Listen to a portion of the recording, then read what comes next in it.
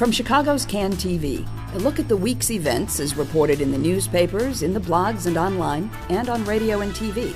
This is Chicago Newsroom. Well, hi there, and welcome to Chicago Newsroom here on Can TV. I am Ken Davis, and today we're going to begin our program with a little meditation. We'd like to ask you to close your eyes, lower your head, unless, of course, you're driving. And if you're driving, why are you watching Can TV? But we'll get to that at a separate time.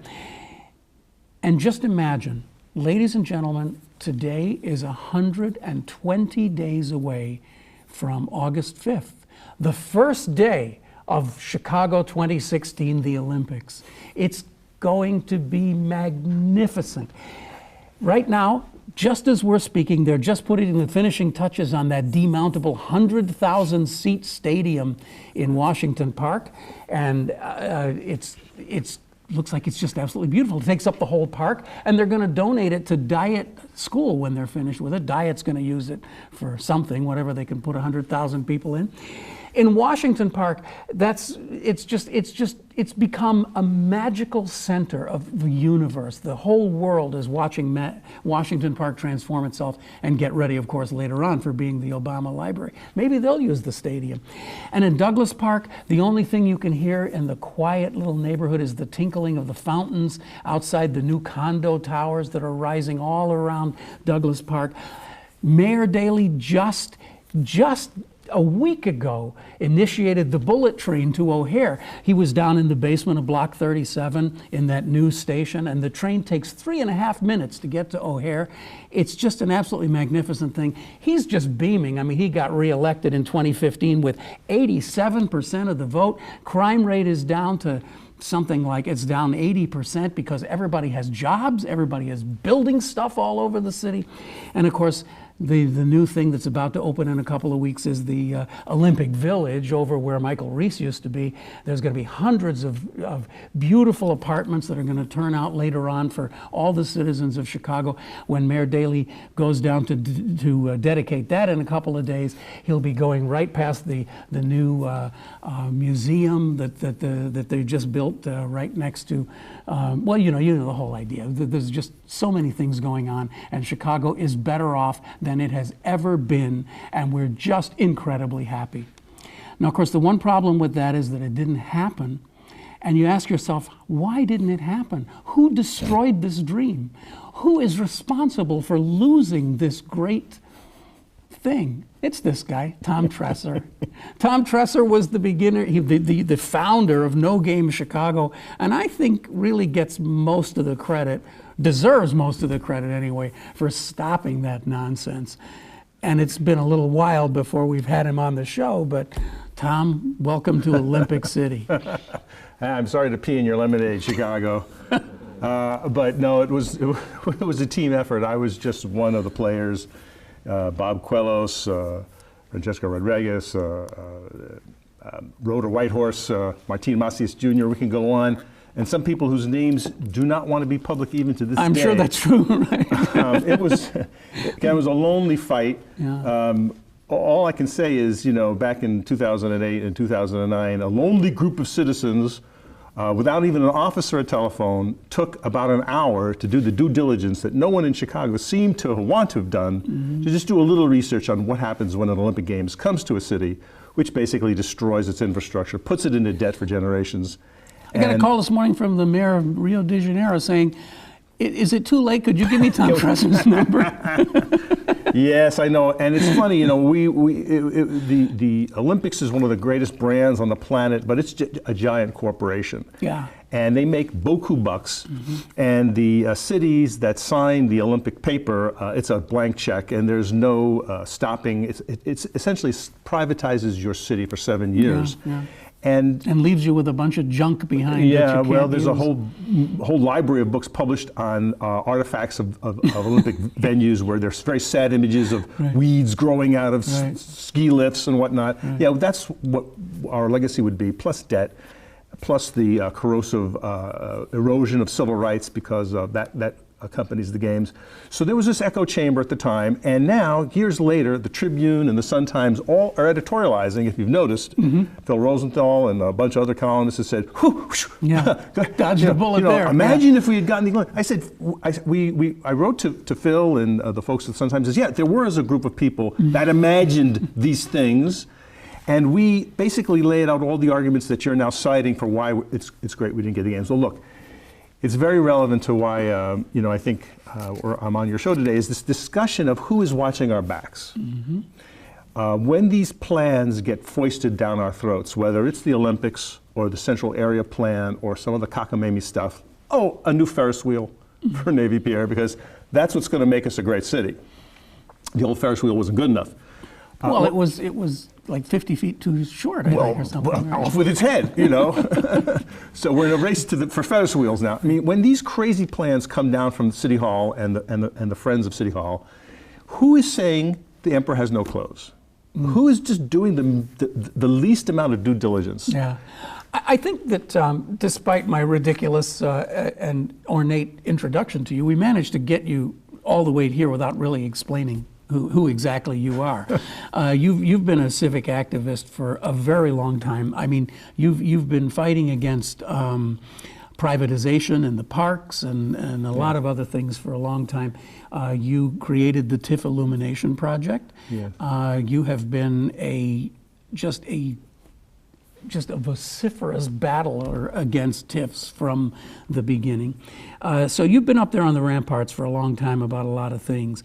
And you started the Civic Lab, which unfortunately only lasted a couple of years. Yeah. But well, again, as a result of all this work, my first fight against City Hall was in 1991 when I helped my professor from Roosevelt University, Dr. Hank Rubin, run for the alderman of the 50th Ward. And we did a little organizing for him, and I ran into the machine full-fledged in 1991 when Bernie Stone... So that was Bernie Stone, yeah, right. Yeah. And then a year later, I helped Dick Simpson run for Congress. And I ran into, again, these guys with camel coats and pinky rings, all manning the precincts for Rostenkowski. And I went up to one of them naively and said, hey, you're a volunteer for Rosti? The guy looks down and he says, no, kid, I work for Streets and Sand. And his friend said, yeah, I'm working for the Forest Preserve. And, it's emblematic that all these, machine workers were out for Rosti. Now, Dick was outspent 8-1, but he still got 42% of the vote. 2 years later, he went again, and he didn't do quite as well. But a few years after that primary in '94, Rosti was indicted and he went to prison. And we had a one-term Republican congressman, and then we got, guess who? Rod Blagojevich. Why? Because his father-in-law, Dick Melt, put him in office, elevated him to the governorship.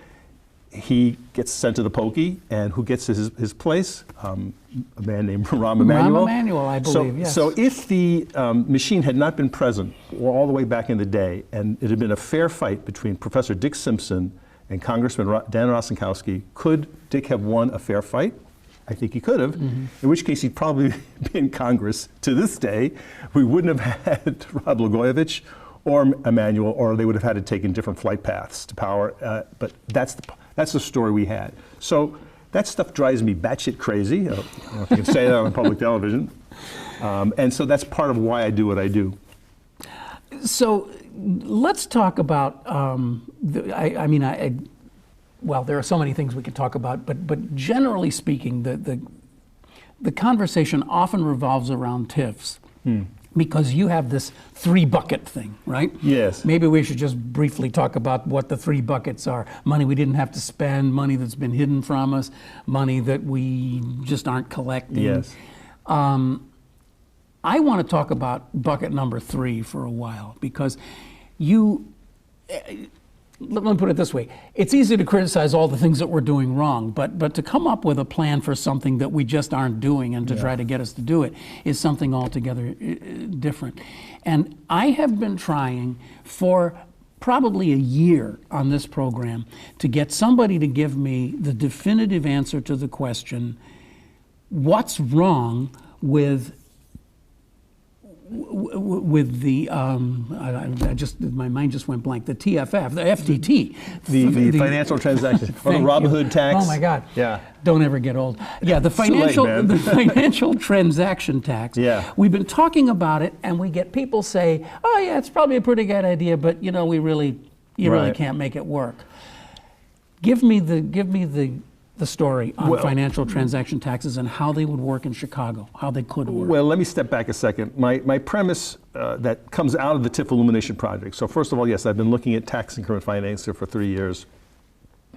It takes about $426 million out of our tax rolls every year, scooping it off the top. And so I've been doing TIF Illumination meetings all over the city in front of 4,600 people. So people are getting smart about basic civic finances. Let's start there. That leads to the question of, is Chicago broke? Because what we revealed with the TIF Illumination Project is, while schools are being closed, while mental health centers are being closed, the city is lavishing property taxes willy-nilly on this project or that project. So that led me to create this book called Chicago is Not Broke, Funding the City We Deserve. And as you say, there are 3 buckets that we divide the book into. Money that's stolen from us that we didn't have to spend, and that's corruption and other sorry stories. The second is money that's hidden from us, that's the TIF slush fund. And the third, money we're not collecting. So in that bucket, we talk about the financial transaction tax, a public bank for Chicago, and a progressive income tax for the state of Illinois. So those are 3 powerful ideas. So in the book, Ron Boehm, a professor from Benedictine University, is writing the chapter on the financial transaction tax. Basically, it's done in about, I'm going to say about 18 different countries, it's simply a charge levied on a trade. So, you buy a can of soda pop, and the state has put a tax on that, and the vendor must collect that tax and pass it to the state. It's the same thing. In this case, it would be the Board of Trade that would tack on that surcharge, and it's been varied from a penny to $1 per trade. So, you can play with that on the volume, but his numbers suggest that it could be as high as $12 billion a year, billion with a B, just on the Chicago trades.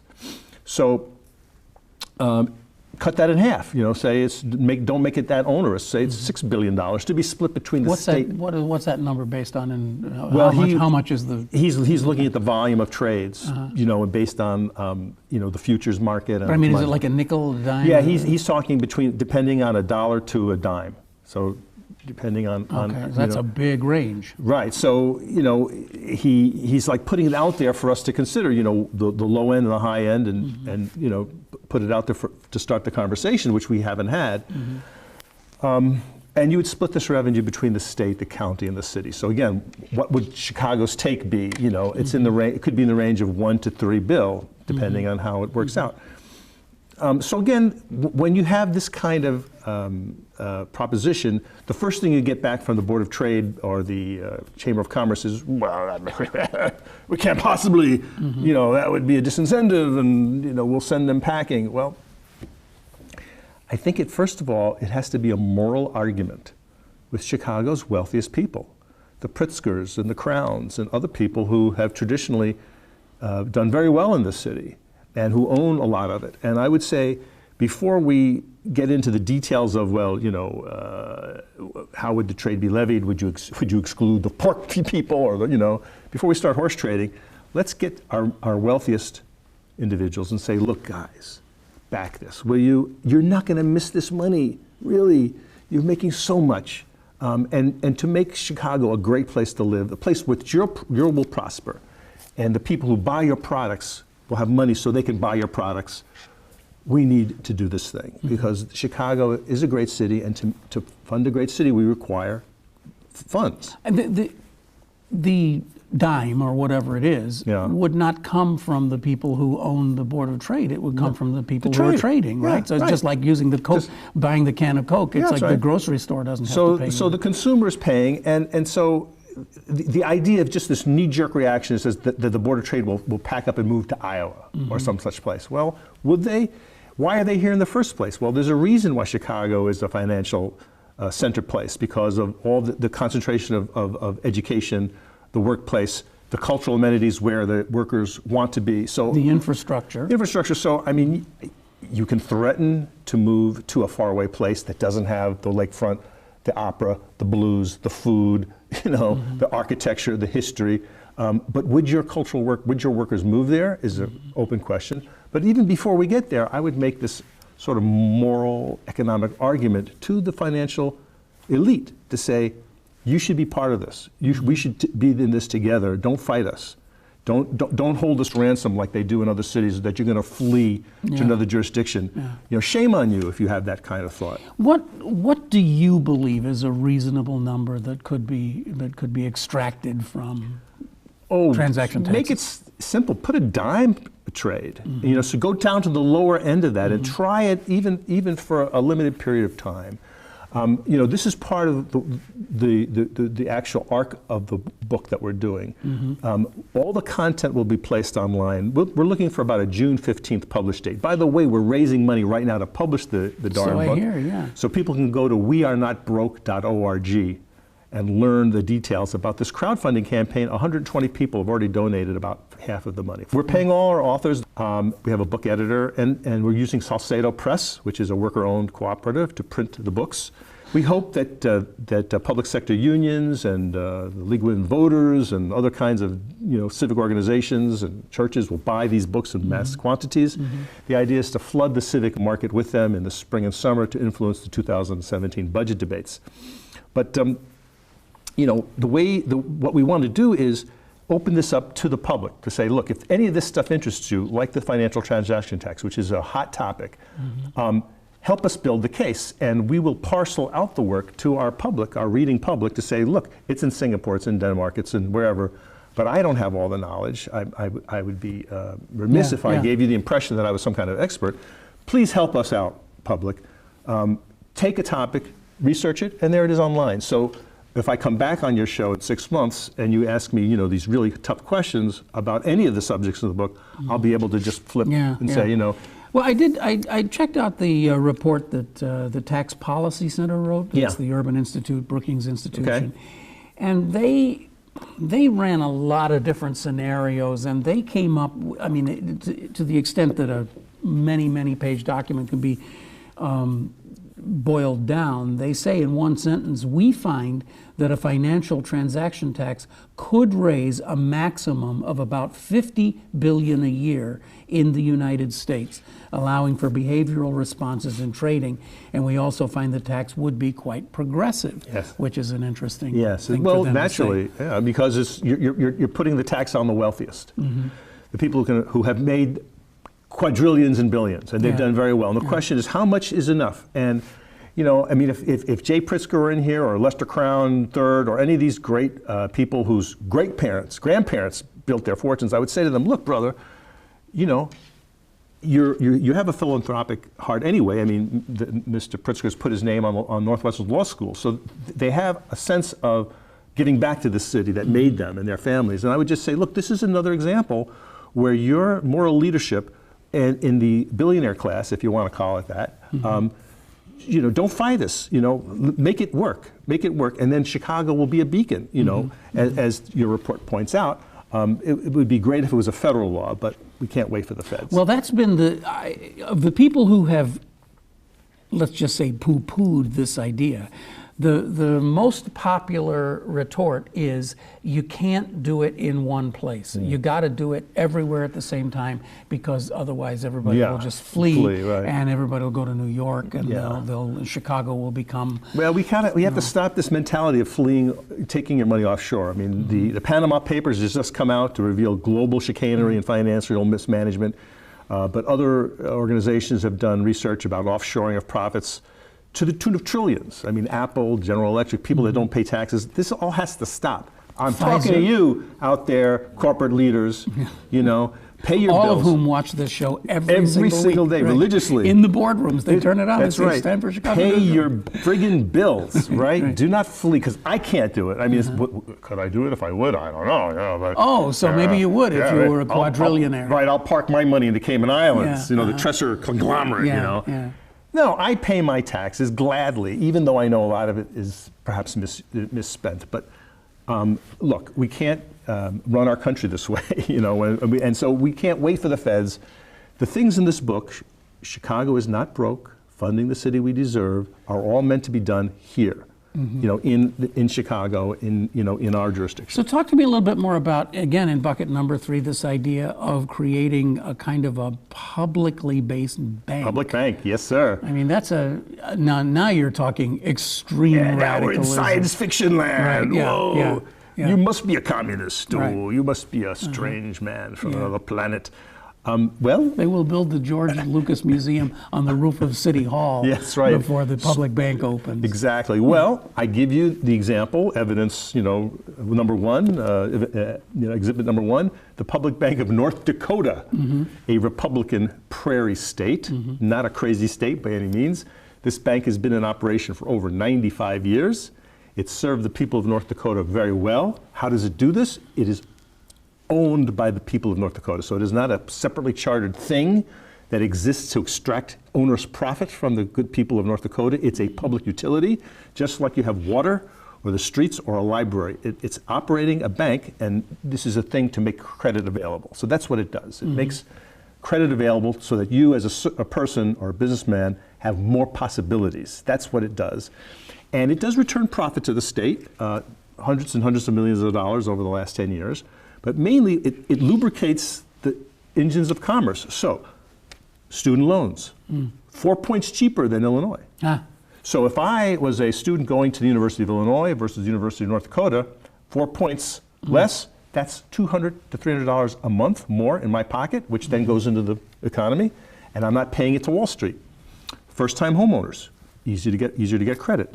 Expand my business. Farmers, we're very concerned about the state of our farms in Illinois. In North Dakota, no small bank, no community bank has failed in over 10 years, whereas here in Chicago, we lost South Shore Bank, Parkway National, and others that served the African-American community and had kind of a social mission. Well, too bad for them. They're gone, and all their depositors and, and all the people they served are up the what creek. Well, a public bank of Chicago, well, we would certainly need a new leadership class to run this bank, because probably people wouldn't trust Michael Madigan or Mayor Emanuel with such a bank at their disposals. I wouldn't blame them. But the concept is sound. It's proven. It's the Wall Street Journal, for goodness sakes, has written this thing up. All you have to do is Google Bank of North Dakota, and you'll find so many great stories. And again, as this book gets published and the website gets built out, these stories will be online. Don't take my word for it. It'll all be there. But eventually, we'd like to take a camera crew to North Dakota and film a farmer, a student, a homeowner, and let them just tell their story, and that's all we'll need to do. One of the most often visited topics on this show is the intersection between the public sector and the private sector. It's something that I really love to explore, because there is unquestionably a need for a private sector. There is unquestionably a need for a public sector. What we argue about is where the boundaries are between them. And I find that there are just so many things that the private sector is incapable of delivering. It simply cannot do it. And I've said that it's also true the other way. If you really want to give yourself a little giggle, imagine a municipal government charged with the idea of trying to develop the iPhone. Okay? It wouldn't be able to do it. There are things that can only spring out of a healthy private sector that is driven by competition, that's driven by money, that's driven by ambition, and all of those things that we cherish as Americans. But the private sector just simply casts off things that it doesn't want to do or can't do, and those are the things that the public sector has to do. Well, you won't get any argument from me. I call myself a public defender for that very reason. And it goes to the heart of the question of some of these big ticket questions. Like I say, is Chicago broke? But the other question is, what is a city for? Or who is a city for? Who is Chicago for? And it seems to me that American cities are being transformed into mechanisms that transfer wealth from the many to the few. So we see big capital, strip mining public assets for private profit, and all you have to do is go outside the front of your building right here, and you'll see an example of the meter, which I had to feed to come on to this show. Oh, the parking lot was this, and We have a free parking lot. I'm going to throw myself under the bus now. Oh. I'll call ahead next time. Right. But the parking meters in Chicago are universally, globally used as a teaching lesson to talk about this very subject. What is the proper thing for a city to do? And the TIF project is part of that. So, yes, competition, profit, I'm all for it, brother. You know, I will yield to no man to my love of making a good living. However, a city is not for that. To me, a city should be a machine for opportunity. That is what a city should be about, building opportunities so that when I come to this place and I avail myself of the things that a city does, like public education.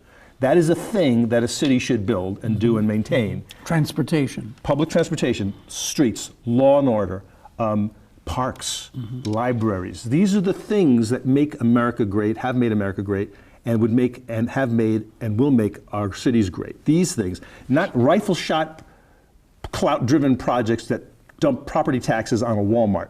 That doesn't make us great. Not building another Ferris wheel. That doesn't make us great. When kids are dying in our streets and our schools are not graduating 100% of children reading above grade level, we cannot be great.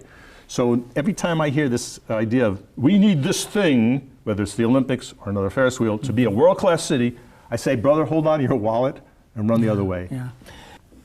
Which, of course, gets us to the topic of tax increment financing, something that you have spoken of eloquently so often and for so long.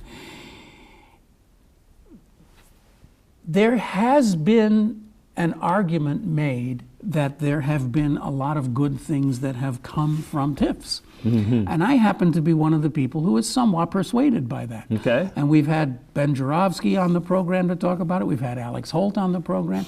I understand that you had a sit down with Alex Holt, the budget director, to talk about this. I'd love to have a tape of that conversation. I can tell you everything that happened. Yeah. So, let's just begin with this. Are all TIFs evil and bad, and should they all be abolished, or is the process something that can be used in an intelligent way to benefit society? I reject your frame, Ken. The first question is, under what circumstance do you give a private individual public money? Because that's what TIFs are. It's a straight up gift of property taxes to a private developer. That's what it was set up for. So the first question is, why is that okay? Why and how and under what process and under what rationale do I give the public treasury to you who wants to build a thing?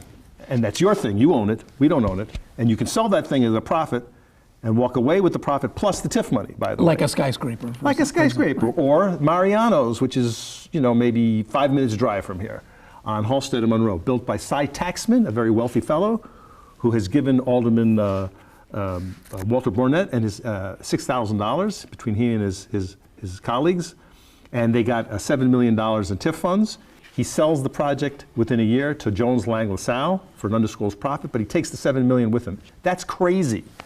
So that's the first question. And as has been pointed out, there was already a supermarket just across the street. Yeah, I know. Yeah. So yes, so TIFs in Chicago is a giant slush fund that defies any kind of defense. Okay, now, I don't want to have to rehash this too often here, but there are civic projects that are being built with tax money. Yes, there are. There are critical, smaller school projects, replacing a boiler here and there. Yes, there are. The much vaunted Green Line station by McCormick Yes, I know Place, all about all kinds that. of But here's the problem with all those. When you start to cherry pick these great projects, which the mayor is doing, by the way. He says, look, all the things you're talking about, Tom, that's the old guy. And he never mentions the guy's name, by the way. That guy. It's Daly, D-A-L-E-Y. Yeah.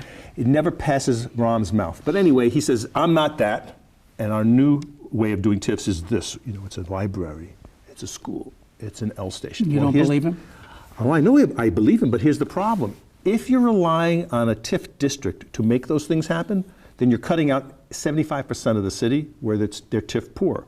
So TIFs are anti-distributional, and they further add to inequality and segregation in the city. So what we do need, instead of this, what I call a clout-driven rifle shot projects, is a master plan for the city that's breathtaking in social justice and equality, that doesn't benefit the mayor's friends, like Walsh Construction and Pepper Construction, and the same Skidmore, Owings and Merrill, and the same group of people, that would say, where are we going to build the next 10 parks? And let's have a rationale for that, like where there's more kids, where there's whatever, where there's too much smog and we need green. Give me a reason that has some kind of defensible rationale to build the next 10 parks. Not because a developer tiffs somebody and spiffs somebody and money under the table and whatnot, and he's getting $29 million to build a park by the river, by the L tracks, where nobody will even see this park, but that's a thing that's actually happening. Since we do not have the comprehensive, beautiful, wonderful plan for breathtaking economic justice, what we do have is this thing called TIFs. So yes, there is a new Green Line station going up at Cermak, but what about parts of the city that need parks and stuff that don't have a rich tax base? They're never going to get it if they're relying on TIFs.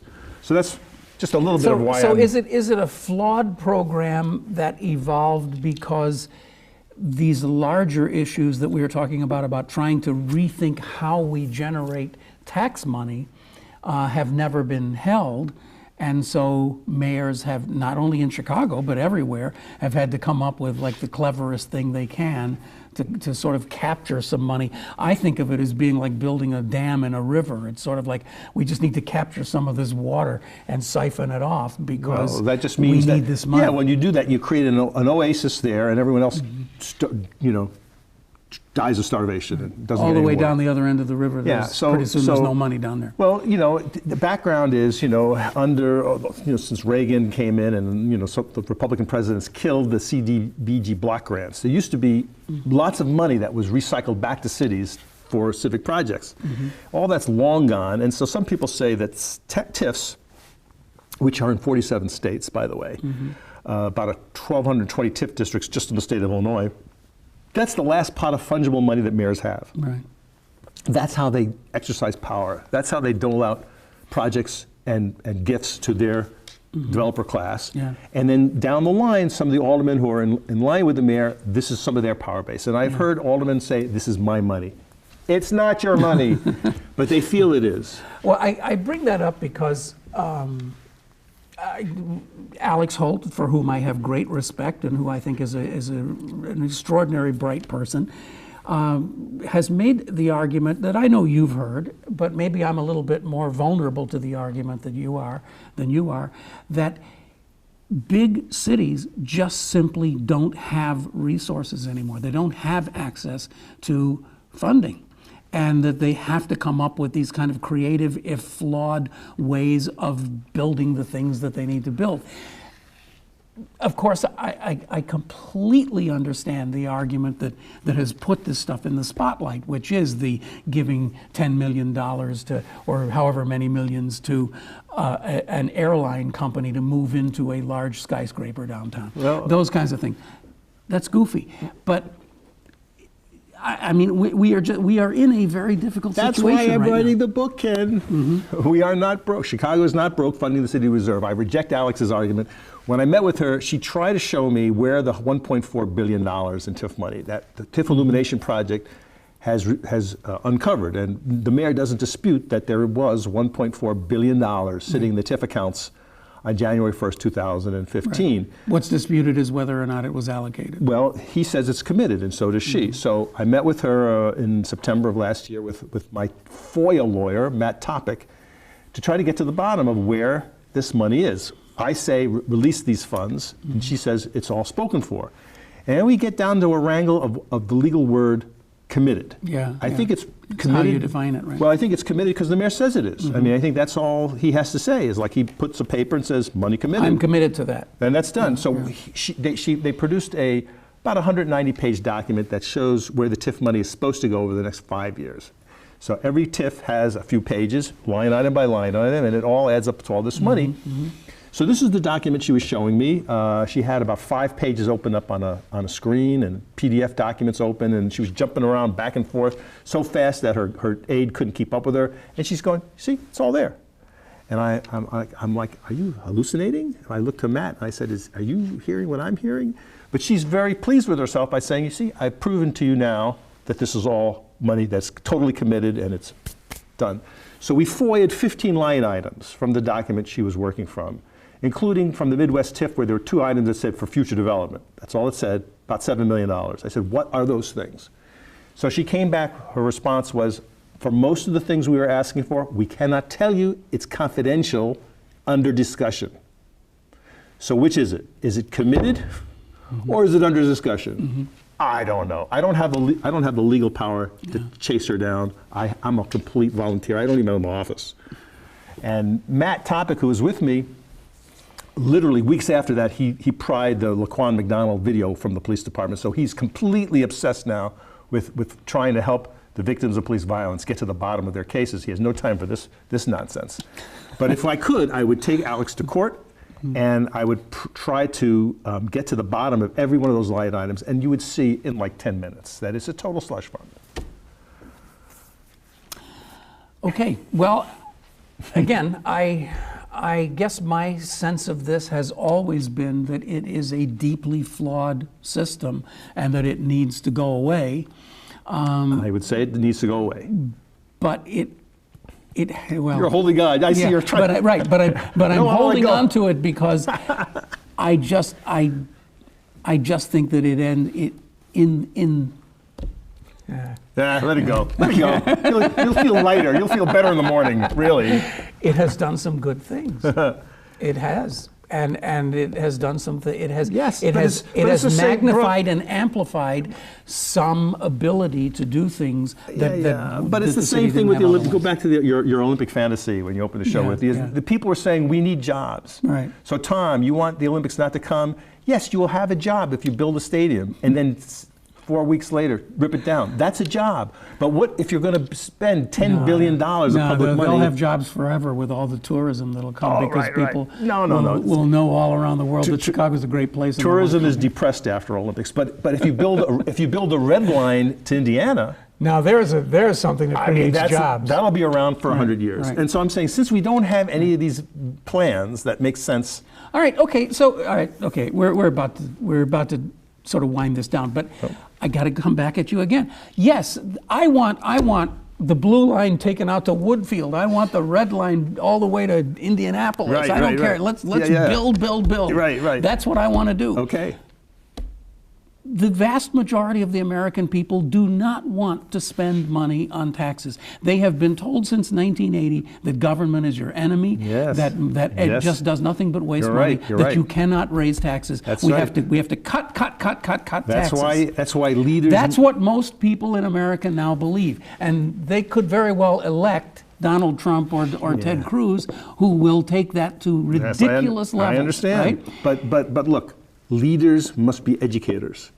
And our leaders at all levels are fear-mongering, corrupt, incompetent. And see, the thing is, I deeply believe in government. See, it sounds like it sounds like it's a contradiction. Here I am bashing the machine, bashing Mayor Daley, bashing Mayor Emanuel, and all their crew.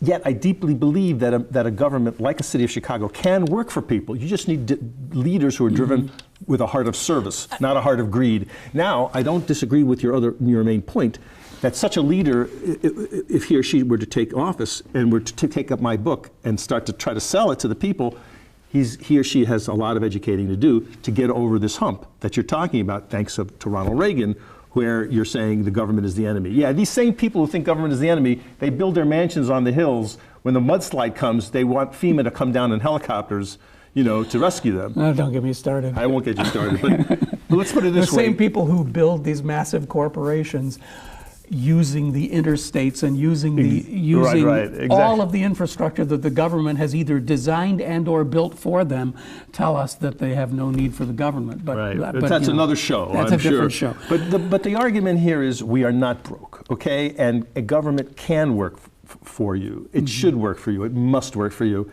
And what I'm trying to do with this book, Chicago's Not Broke, Funding the City We Deserve, is to try to get this What's conversation. the name of that book again? It's called. You are such a plug machine. I It's got to just do it, brother. unbelievable. I'm 100% volunteer. The Chicago foundations and national foundations have turned this work down 15 times. Shame on you, Chicago Community Trust, MacArthur Foundation, Joyce Foundation, Knight Foundation, Investigative News Network. Turned all this down, and they're supposed to fund innovation and journalism, civic engagement, and that's all we do. That's all we do without even a telephone. Imagine if we had a little funding, we could actually get something accomplished. But really, folks, yes, I know it's hard to put these two things together. You feel Chicago is corrupt. You feel it's broken. You feel it's cockamamie. You feel that the government is not working for you, especially in the black communities. This is all true, but look, 2019 isn't that far away. We have to start getting ready for our elections. That's the only short-term solution to a lot of these problems. We have to stop electing stupid, corrupt leaders. That seems like a decent place to stop, doesn't it? I think that's a good place to end the conversation. Tom Tresser, activist, public educator, public defender, and creator of some of the most rabble-rousing little organizations that have been around here for a very long time. It's a pleasure to have you on the show. Thanks again, Ken. I appreciate it. Finally get you at the table. Thanks. Tom, thank you very much. That's Tom Tresser, and I'm Ken Davis. And did want to just mention that we had mentioned last week that our guest this week would be Karen Lewis. She was scheduled, but it didn't work out. She has something more important to do. She's got to go over and negotiate with CPS today. So we said, we think it's probably better for you to do that. And we'll get Tom Tresser in anyway, so we're fine. And maybe we'll have her on in the next couple of weeks if she can get it into her schedule, which we appreciate. I'm Ken Davis, looking forward to seeing you again next week for another conversation here on Chicago Newsroom. Thanks for watching, and we'll be back whenever. And don't forget, you can watch us whenever by going to this address and call all your friends in, have everybody sit around the computer or around your iPhone and watch the show. Okay? Thanks. Bye.